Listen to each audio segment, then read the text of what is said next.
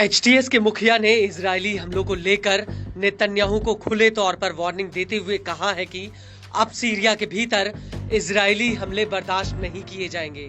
Jolani ने एक पत्रकार के सवाल का जवाब देते हुए कहा कि हिजबुल्ला और ईरान की वजह से इजरायली सेना सीरिया के भीतर हमले कर रही थी, लेकिन अब वो दोनों ही सीरिया से जा चुके हैं। ऐसे में इजराइल के पास सीरिया पर हमला करने की कोई वजह नहीं बचती।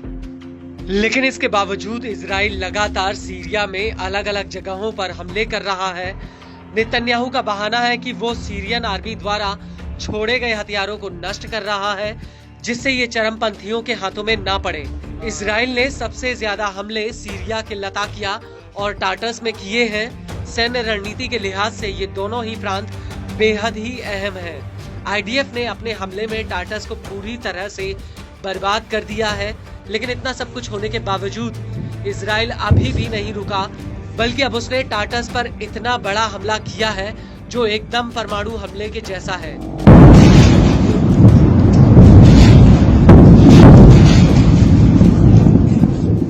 लेबनानी न्यूज एजेंसी अल मायादीन का कहना है कि टाटस हमले में कई लोग मारे गए और कई घायल हुए हैं। हालांकि अभी तक इनका स्पष्ट आंकड़ा सामने नहीं आया है। अल मायादीन के मुताबिक ये हमला किसी भयानक भूकंप के बराबर था।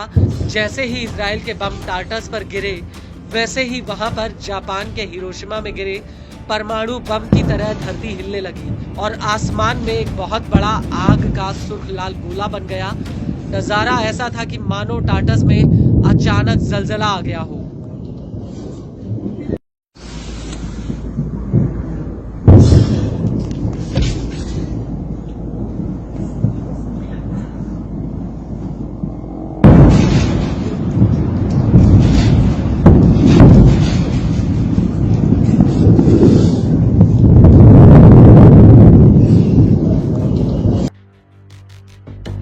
वही अल मायादीन का कहना है कि इजराइल ने पश्चिमी सीरिया में कई सैन्य अड्डों पर एक साथ हमला किया।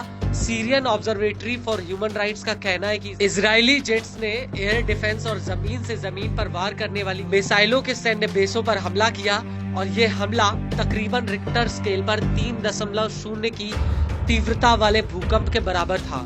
अल मायादीन को शोधकर्ता रिचर्ड कारोडोरी ने बताया कि इस धमाके का संकेत सामान्य भूकंप के मुकाबले 2 गुना तेजी से फैला, जिसे मैग्नोमीटर स्टेशन के जरिए पश्चिमी तुर्की के इस्निक में 820 किलोमीटर की दूरी तक पहचाना गया।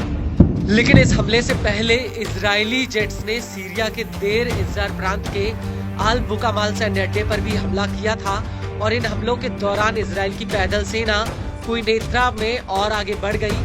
मीडिया रिपोर्ट्स के मुताबिक इजरायली सेना दमिश्क से लेबनान को जोड़ने वाले हाईवे से महज 15 किलोमीटर की दूरी पर खड़ी है।